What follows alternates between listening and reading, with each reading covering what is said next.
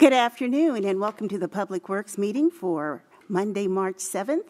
I have joining me, I have Councilmember Marley Larimer, Councilmember Southwinder Core joining us virtually.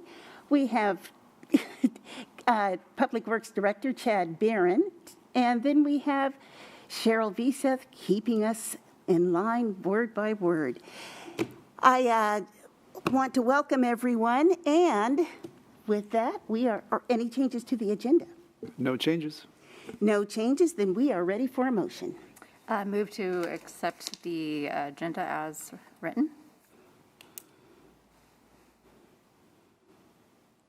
Second. It has been moved and seconded to accept the agenda. All in favor? Aye. All opposed? The agenda is accepted as written, and that moves us on to approval of the minutes. Chair, I move to approve the minutes dated February 7th. In a second? Second. It has been moved and seconded to accept the meeting minutes from February 7th. All in favor? Aye. Motion has passed, and now we are down to business. We're going to have Ron Halverson give us a SCADA Communications Equipment Agreement report. So, good afternoon. My name is Ron Halverson. I'm one of the two SCADA techs in the city of Kent. My job and mine is to maintain communications and PLCs in all the water stations and sewer and pump stations. And I'm here to talk about the new radios that we are about to purchase. First question is, why radios? Let's see. There we go. The need for radios. SCADA Communications for operations. We have 50 stations in the city of Kent between water and sewer reservoirs and sources and water pump stations and sewer and storm pump stations. And we maintain all those and continually talk to each of them. We do that to connect them all together to the master station down in town. We get levels, pressures, flows, operational conditions, all that. In addition, we get entries and other alarms, security alerts, tells us when the doors are open or closed, and it allows us 24/7, 365 coverage of all 50 facilities. You can see on this map, the city of Kent has two repeaters, one on each side of the hill. And so the green lines all come in from one side to the repeater on the west hill, the red lines all head to the repeater on the east hill. And then they both talk to both the master PLC at the shops and another PLC that's a backup up on the hill. And they are separated because we used to have them both down at the shops, but when we were worried about the flood, we moved one of them up the hill to keep it safer and more secure. That happens all the time, every day, and we use radios to communicate with that. We use radios because they're consistent, they're durable, they're reliable. Spare units are easy to get. We can always pull out an old one, put in a new one, reprogram it, and be good to go. Mostly they can be worked on by us. We don't have to worry about other carriers. We don't have to worry about cell signals, fiber lines, anything. We're not dependent on other carriers, and because we know that if things break down, they're going to break down on a stormy Christmas night when we can't get anybody to come. So I like to say if we can make power at both ends, we can talk to the stations. So as long as we have power or can make power, we can communicate with all the stations out there.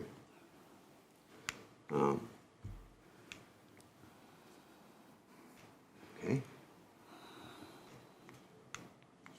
My arrow's not working. Darn it.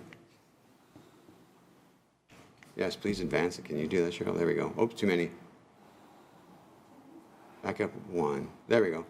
On the left, if this is working, there's one of our radios. That's the old radio, that little brass box or brass colored box. There's one of those in every station and at the repeaters down below. Over here is the antenna down at the shops and, of course, the generator that sits at Public Works.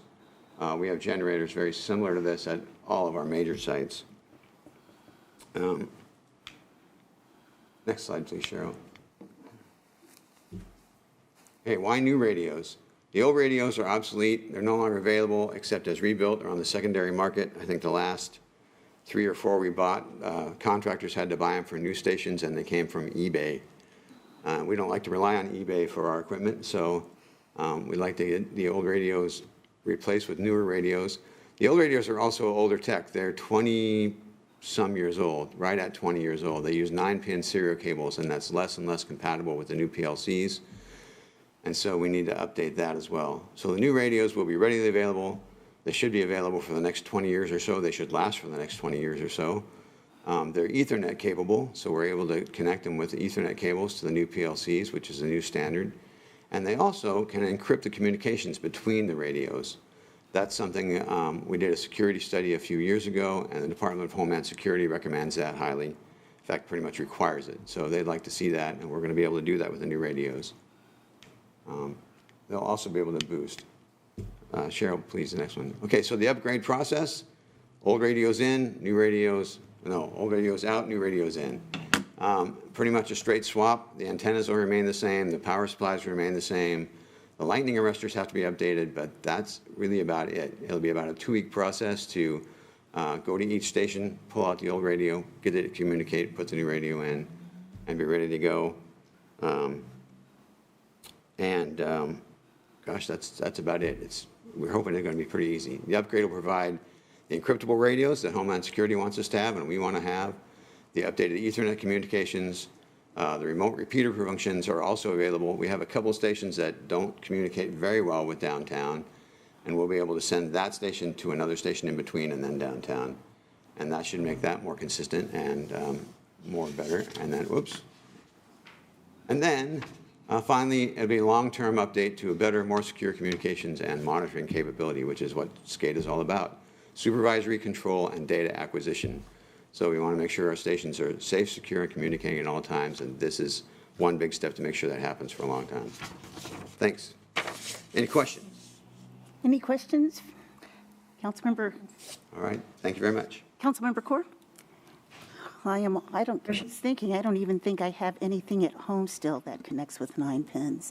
And I'm not one to get onto the latest technology, so glad that that's going to be updated and security will be enhanced. Thank you. Okay. Chair, could I borrow Ron for just a minute? Can he come back up? Thanks for SCADA, Supervisory Control and Data Acquisition. So it's defining it for the folks at home, just so that, kind of to reiterate, that's basically where you're able to monitor a whole host of items at any of our given sites and know what's happening at the site. So you can watch from afar and know somebody's not in the site, what the wells are doing, what the reservoirs, what the elevations are at the reservoirs, how many gallons we're going through, all kinds of information about the system. Can you give the definition of the PLC? PLC is a programmable logic controller. So that's essentially a computer, except it doesn't run like Windows. It's not subject to all those kind of foibles. It just runs one little program, and you tell it what to do, and it scans over and over and over again. So it continually scans the pressures and levels and all the points that you've set up in it, and then every 15 to 30 seconds it sends that information down to the station. And then we also track all that data so that we can go back a number of years if you want, or minutes, and we can check and see what the levels were at a certain point, and we can compare, because all the stations talk to the master, we can say, okay, well, this was happening at this station, well, that was happening at that station, and that was happening over there. So how's that all tied together, and how's it work, and what happened, what did it do when the alarms come in, which is the most important part of it. 24/7, if something goes wrong at a station, it will call us and tell us, come on in, get it fixed. And if the entry pops open and there's nobody supposed to be there, it'll call us that too.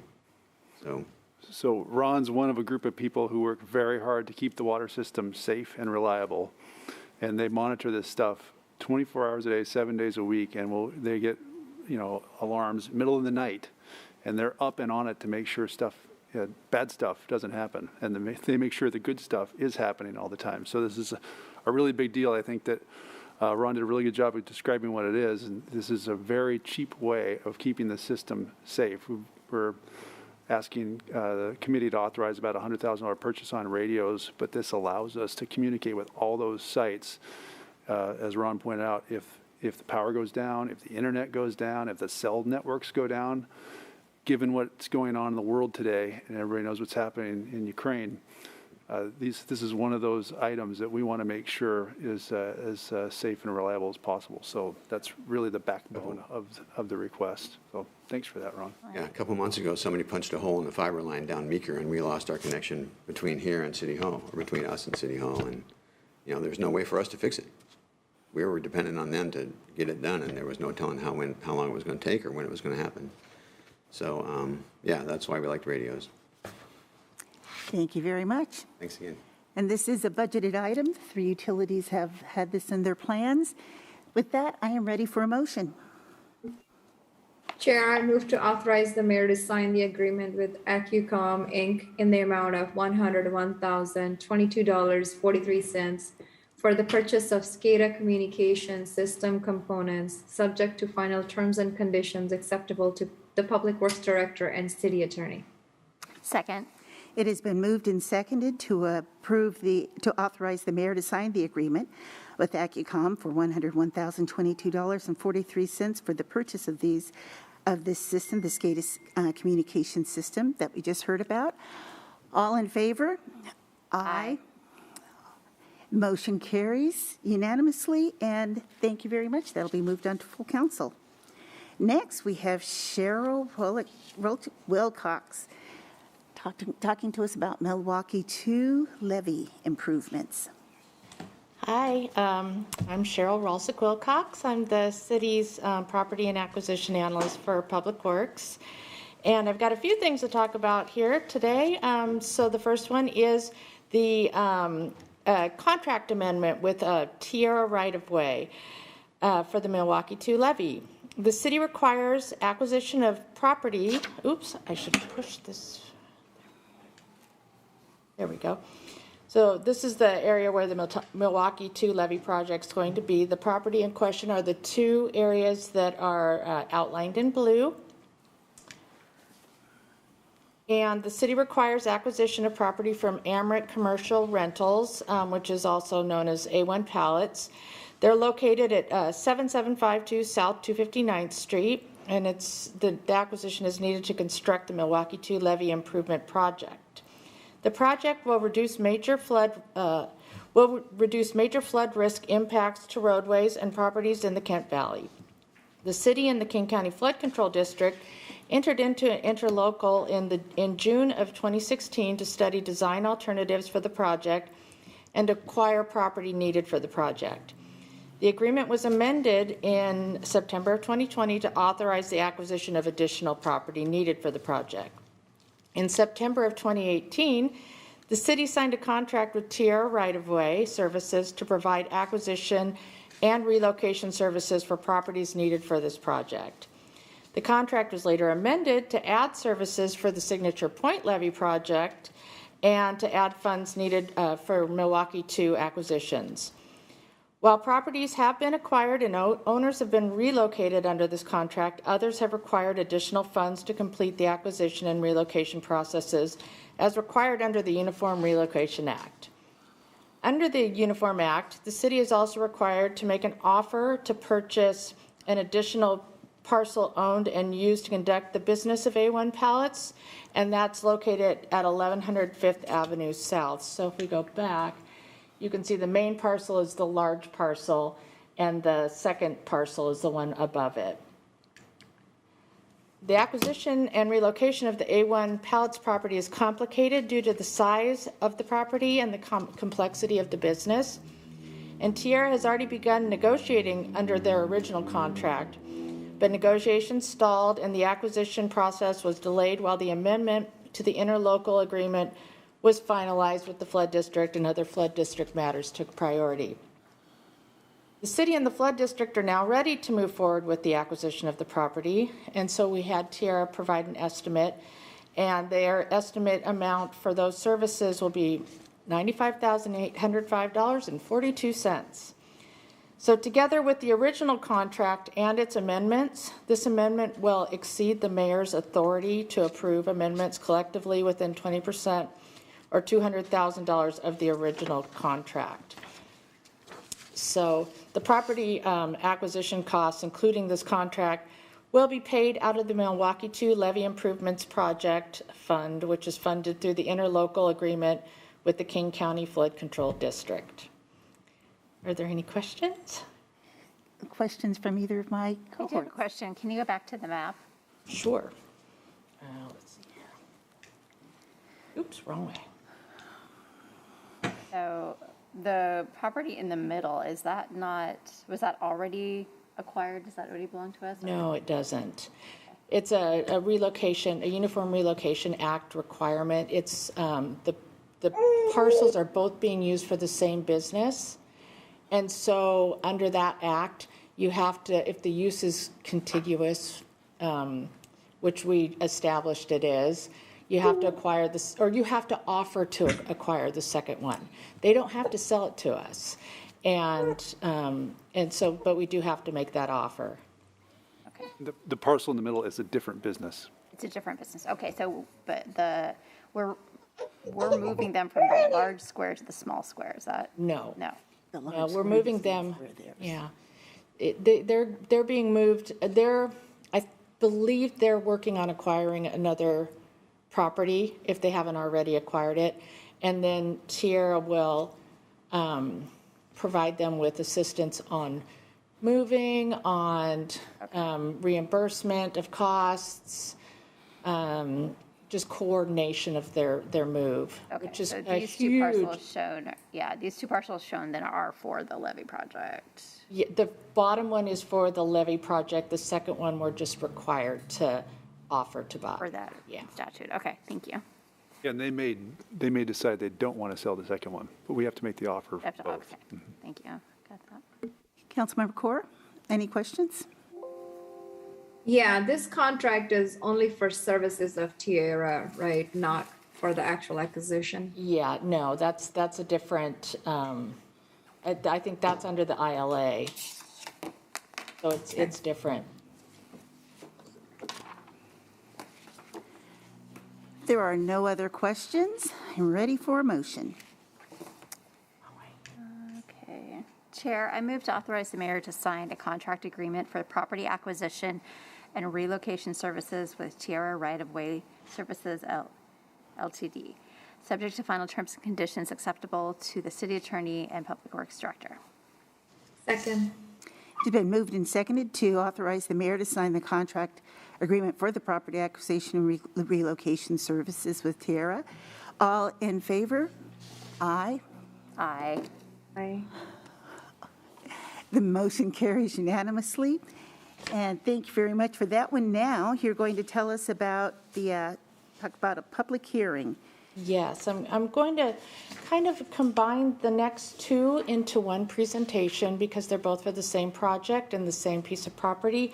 But I'll tell you when I'm kind of switching from one to the other so you have an idea. I'm going to start out with a little bit of an introduction. This is regarding the Washington Avenue Pump Station project that's coming up. And in 1986, the Washington State Department of Transportation conveyed property that's adjacent to Washington Avenue to the city of Kent by a quitclaim deed. And let's see here. Let me see if I can.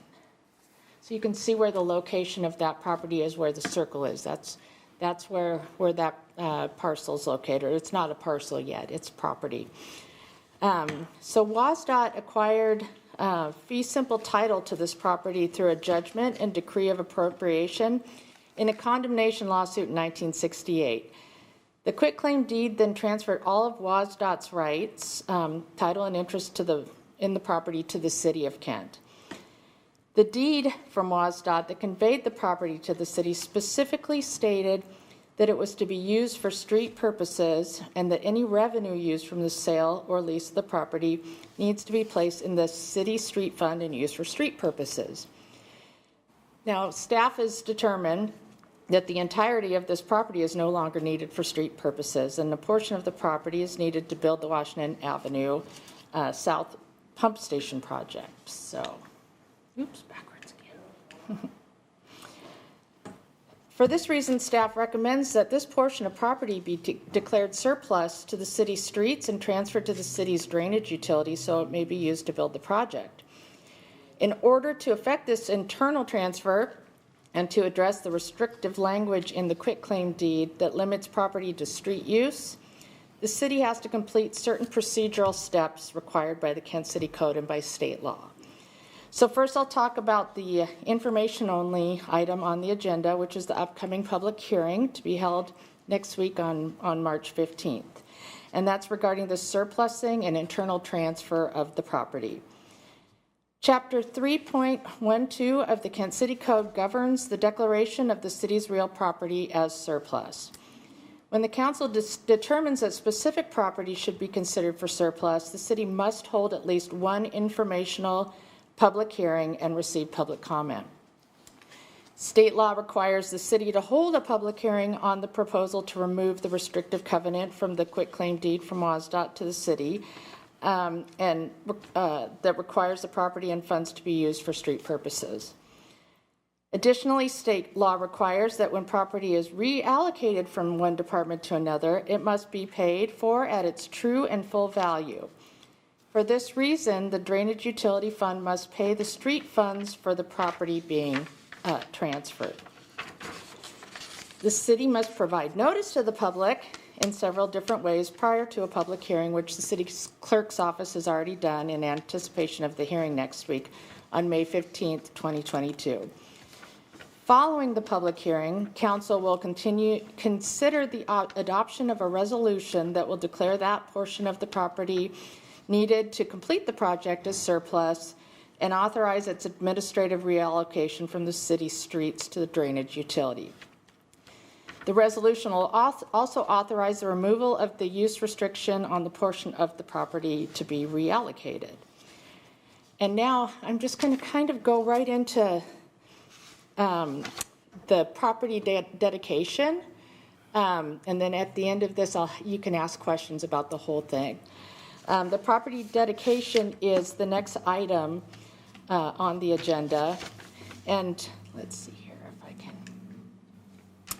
The remaining portion of the property that's still needed for street purposes needs to be dedicated as city right-of-way by ordinance. And the copy of that ordinance is enclosed in the, with the motion in the committee packet today. Dedication of the remaining property will formally establish and define the boundaries of the right-of-way, which is necessary due to others who make use of city rights-of-way to install and maintain facilities, including utility, cable, and telecommunications providers and other franchisees and licensees. Once the right-of-way is dedicated through council's adoption of this ordinance, the city clerk will be directed to record a certified copy of the ordinance with the King County Recorder's Office. So are there any questions? Councilmember Core, Councilmember Larimer? And for me? With that, we are ready for a motion. Councilmember Core, I think, is up. Yes, Actually, Madam two Chair, motions. requires the ordinance number, is that correct? Yes, because the other one was just information. Okay, yeah, but we need an ordinance number. I move to Right. adopt ordinance number. I don't have the ordinance number. Yeah, just moving it on to council. So I guess Ordinance we'll number leave that ordinance night. number blank. It'll show up Okay, at the council Ordinance. meeting. dedicating as the right-of-way a portion of city-owned property located to the east of Washington Avenue and to the south of South 251st Street. Second. So it has been moved and seconded to move the adoption, or move the request to adopt this ordinance on, and the adoption number will be added during the council meeting. All in favor? Aye. It has passed unanimously, and so we will be dedicating that right-of-way, or moving this on to council to dedicate that right-of-way for a portion of the city-owned property located over on Washington Avenue. With that, that brings us to Kelly. Oh, no, Downey Farmstead. Again. All right. So this is also regarding a public hearing that's taking place next week as well, on March 15th, 2022, same night as the other one. And so this is information only. The Downey Farmstead Side Channel Salmon Habitat Restoration Project is a salmon habitat and flood reduction project that will create more than 1,800 linear feet of side channel habitat and provide key floodplain habitat and storage along the Green River. The City of Kent entered into a grant agreement with the Washington State Recreation and Conservation Office for the Salmon Recovery and Funding Board grant in September of 2022. This agreement requires any encumbrances that conflict with the salmon recovery goals of the project to be removed. There are 3 encumbrances that have been identified as conflicting with these goals, and the city has been working to clear them. They're described as, They're described as 3 river protection easements and are on 3 different parcels, and I'll show those to you in just a minute. King County is the beneficiary of these easements and has agreed to relinquish all of their rights, title, and interest in these easements. Under state law, the city must hold a public hearing when there is a proposal to remove, vacate, or extinguish a restrictive covenant from property owned by the city before the action is finalized. One of these easements, these 3 easements, has a restrictive covenant in it. The river protection easement on parcel number 23220490028, which it's this one right here, contains restrictions regarding vegetation and other work the city may need to complete within the easement area. Because this restrictive language triggers the requirements of state law, under state law, the city must hold a public hearing before extinguishing this restrictive covenant. Although the other 2 easements are also called river protection easements, and I'll show, oops, wrong way. These other 2 easements, they don't contain any restrictive language triggering state law, the requirement for hearings, so they just simply grant rights of access to enter and construct and maintain flood control works. The City Council is holding a public hearing on March 15, 2022 at a regularly scheduled council meeting and invites comments regarding the city's intention to extinguish the restrictive covenants and will present a resolution giving the mayor the authority to accept the relinquishment of the easement and to extinguish the restrictive covenant. Are there any questions? None from me. Councilmember Corr? Great, no questions. Thank you very much. Thank you. Now we will have Kelly Peterson come up and talk to us about Republic Services.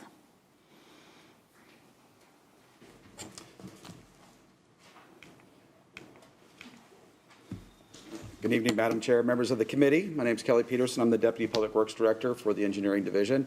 And I have 2 items related to Republic Services I'd like to talk to you about this evening. The first one has to do with the solid waste rate adjustment that happens on an annual basis for the collection component.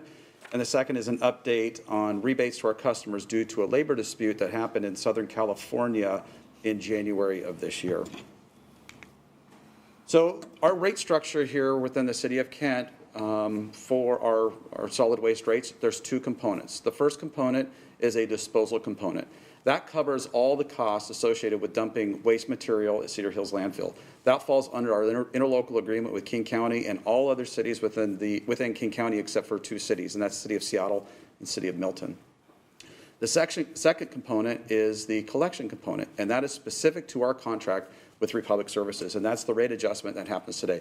The disposal component went into effect January 1. So King County doesn't do a rate adjustment every year, but when they do, that goes into effect in January 1. The collection component goes into effect on April 1st every year. So I've already mentioned the April 1st component, and that is a contractual obligation. That is something that we have negotiated with Republic Services. What that is based off of 3 very specific indices, and that is a consumer price index, and that's 42% of the increase. Fuel. We've all seen changes of fuel over the last few months, particularly in the last few weeks. I actually saw $5 a gallon yesterday in Sumner. We also have the employment compensation index. I do want to point out that the garbage trucks under our contract within the City of Kent, they operate off of natural gas. So that fuel index is specific to a natural gas index. and they are seeing the same thing happen as we're seeing at the pumps. So natural gas is going up. The recent changes that you see, that's not going to be reflected until the contract update, or excuse me, the rate update in 2023. So this is a chart that shows our options for single-family residential properties. So we have a number of options here, and that's on the far left column. We have 13, 20, 32, 45, 64, and 96 gallon. The way our rates are structured here in the city of Kent, this was set up over a decade ago, that the smaller garbage you have, your cost per gallon is a little bit cheaper. So it incentivizes our customers to maximize recycling and what they put into, or what is allowed to be put into the compostable container. So as we go across, there's a couple of things. We have our current rates. As you may recall, in 2019, Council adopted a recycling processing surcharge, and it's currently $1.09. So that's our current total. And as we move across with this column here, where it says April 1, 2022 rates, those are the rates based on the indices. So as the indices went up, that section of the rates went up. What I'd like to point out here is that in 2022, the recycling process surcharge, it went down from $1.09 down to 63 cents. What is reflective there is the fluctuation in commodities. Commodities can be fairly volatile, and they change around quite a bit. And so we're seeing a reduction from last year. One of the things that Republic and other carriers or waste providers have seen is a change in the market. So China has changed. That's why we initially had this. Other countries and other sources, they're looking for sources to where they can take recyclables, and it's getting more challenging. So what we end up with is we have new rates, the total rates with the surcharge in the far right-hand column. So what that equates to, one thing I would like to point out is that all of these particular service levels, our customers can enjoy up to a 96-gallon cart of recycling. So they can have that level of recycling if they'd like. That's why you see the same price for the recycling processing surcharge.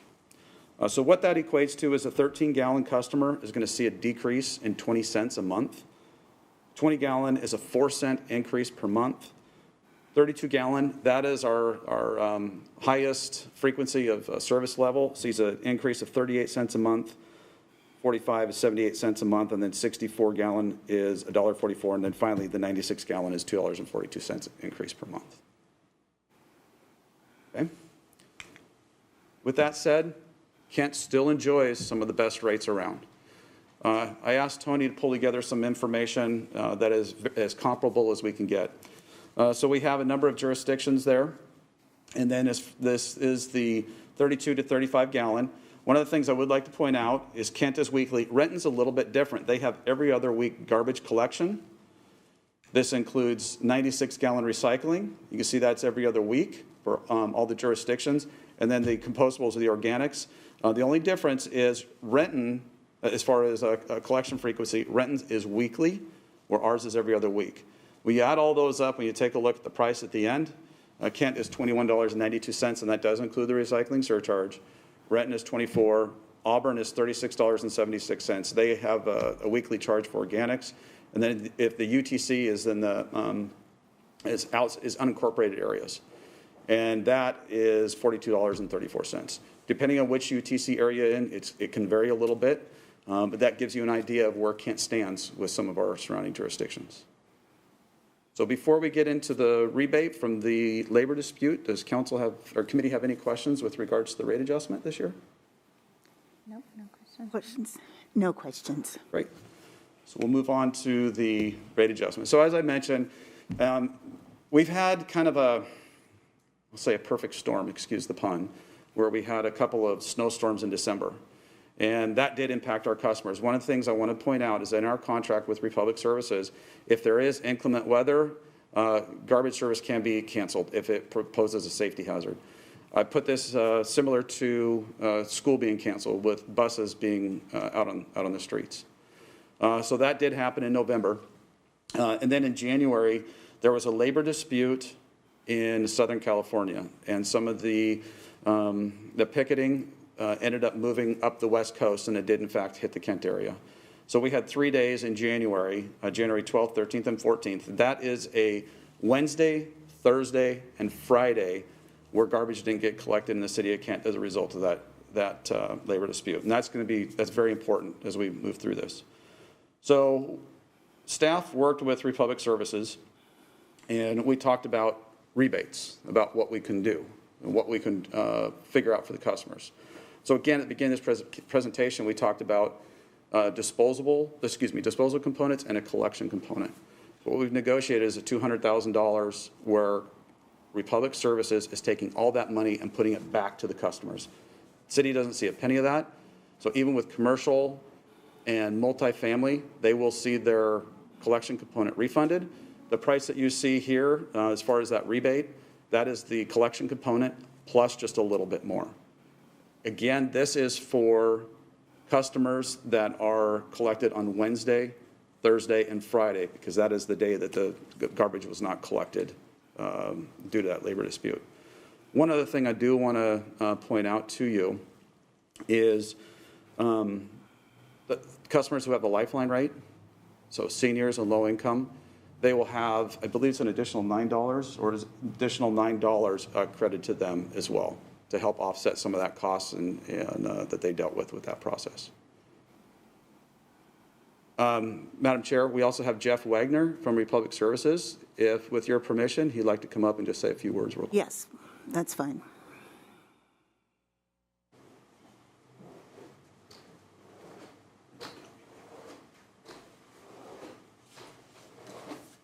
Good evening, Councilmember Fincher, Councilmember Larmer, and Councilmember Core.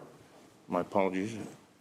Thank you for allowing me to speak tonight. My name is Jeff Wagner. I'm the Municipal Manager of Republic Services of Kent, Washington, here in the City of Kent. At Republic Services, we understand the frustration that our customers experienced from the combined snow and strike events in January. We value our customers and the communities we serve, demonstrated by our support of the Kent Park summer events, educational events at the Showware Center, and Kent Cornucopia Days, just to name a few. Every year, we assist with the Team Up to Cleanup events on Kent East Hill, and we partner greatly with the Kent Downtown Partnership in the downtown area during the same event. Republic Services has adopted 4th Avenue from Willis to James through the Adopt a Street program. Our office is based in Kent, so our team works, lives, and shops in the City of Kent. When COVID first began, we infused the Kent economy with extra funds by supporting local restaurants through our Committed to Serve initiative. We believe in true community partnerships. And with this in mind, we'll be issuing a rebate, as Kelly suggested, to those affected City of Kent customers from the unexpected work stoppage in January. This rebate is based on the service portion of your weekly rate. We're also giving extra $9 to qualified senior Lifeline customers through the City of Kent that were affected by the work stoppage of January 12th through the 14th. These rebates will be on the customer's next scheduled invoice. We appreciate your patience and understanding during this unfortunate combination of events, and we look forward to continuing to serve you in partnership with the City of Kent. Thank you. Thank you.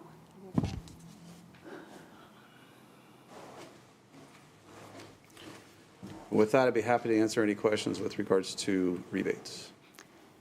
Questions, comments? No, I appreciate that, and I know that consumers will too. I appreciate that also. I do have one question, though. Would you please go over the correct process for that people, there's a line that people report misses into? And there was also the question that we'd spoken about when they call in, how they make those phone calls. Yes, so I have a slide right here, and it provides some of that information.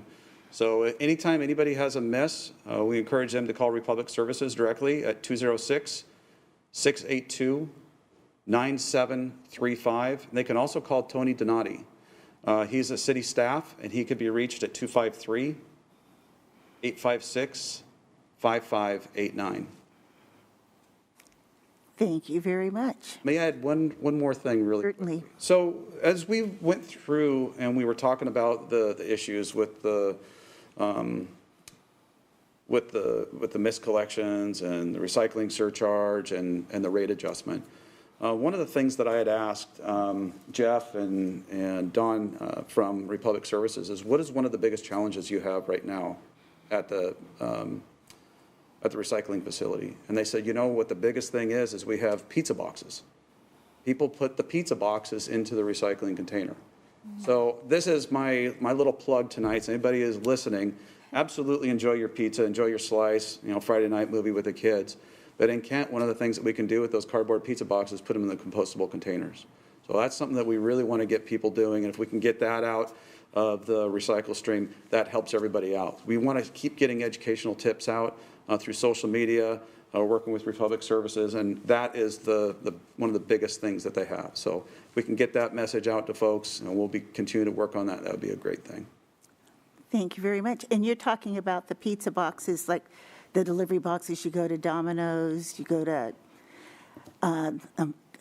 Monty's, any place else, and you get that pizza and there's food. Actually, you can see the grease, you can see the food product on the box, not necessarily the frozen ones, unless, of course, there is food Correct. content on the box. All the food contaminated paper products can go right in the compostable container. Yeah. Tony's giving me the head now. I just want to double check. So. And I'll just throw in there for people, I know at my job, we've had the problem, we've seen people putting rubber gloves and wipes into the recycle bin. They are trash. They're not recyclable, they're not flushable, they are trash. And if anybody has any questions about what to do anything, you can absolutely contact Tony. He's very passionate about that. He will help you out, and it helps out the whole community if we can get the waste into the correct stream. And he does a great presentation on recycling and waste also, in case a group would like to have him out to talk to them. Yes, ma'am. Okay, with that, anything else to add for the good of the order? Then with that, our meeting is adjourned. Thank you very much.